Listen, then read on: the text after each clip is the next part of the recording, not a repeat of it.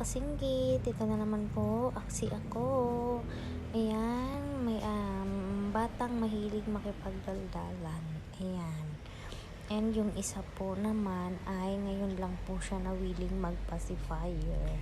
Ayan, mga kasinggit. Batang makulit, nagwawala siya nung buhat-buhat siya ng nanay niya kasi hindi naman siya kinakausap. Ang gusto niya po is makipag-usap.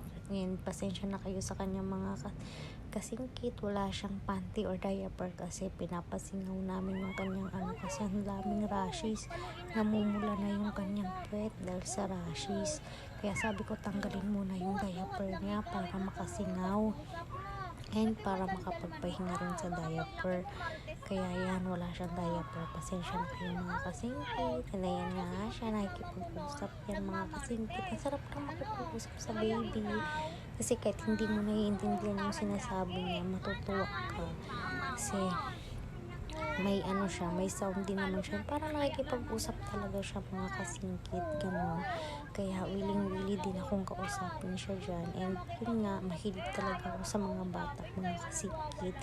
Yun po yung hilig ko. And yung bata kanina nakita nyo sa laps ko na nakahiga, yun po yung unang inalagaan ko. As in, baby pa po yan.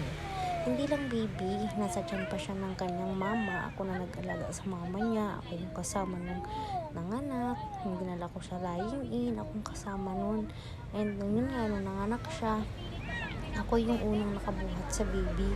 Nasa ambulance kami nun, buhat-buhat ko yun. So, ayan, ako nagpaligo, ako nagpapatiti. So, yun yung mga kasingkit. And, ayan nga, nakikipagbuntahan siya sa kanyang nanay, mga kasingkit.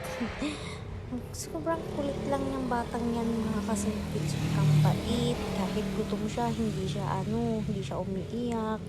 Napaka ng batang yan.